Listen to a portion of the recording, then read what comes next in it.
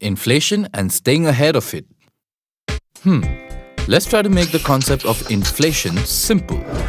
Look at it this way. Suppose you're in another city and want to make it home in time to meet your wife for your anniversary. If you're driving at an average speed of 70 kilometers an hour, it'll take you about 4 hours to reach home in time. But what if the road to your destination was a little different? Say the road is like a treadmill and constantly moves backwards while you're trying to move forward.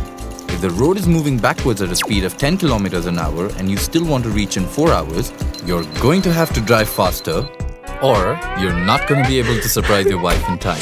The world of investment is like the combination of the road and the treadmill. How's that? Well, one's investment have to run to cover the distance from the present situation to the desired one. And at the same time, there's a treadmill running below the road that those investments follow. This treadmill is inflation. And just like anyone on a treadmill, investments have to outrun the treadmill to travel further or risk going backwards and away from desired goals. Inflation is a rise in the general level of prices of goods and services over a period of time. And when the general price level rises, it means each rupee buys fewer goods and services. This ultimately reflects erosion in the purchasing power of money. Back to you. Assume the current rate of inflation is 10% per annum. This means that what you could have bought for rupees 10,000 last year costs more this year. But suppose you decided not to spend the money last year and instead invested in somewhere that gave you a return of 9% per annum. Today, that rupees 10,000 would have matured to rupees 10,900. But thanks to the effect of inflation, you have fallen short of rupees 100. You may have been in this situation before, but most of us don't even notice it.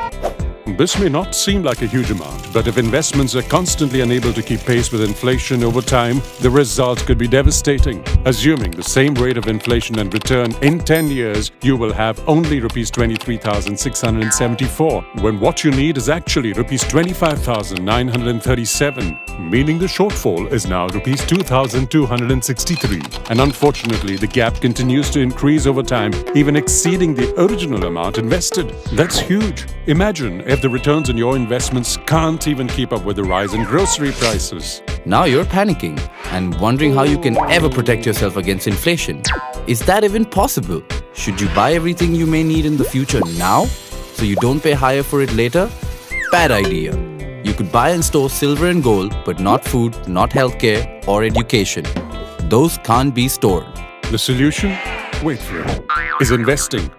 Pretty obvious, huh? But it's true. By investing regularly and wisely, one can stay ahead of inflation.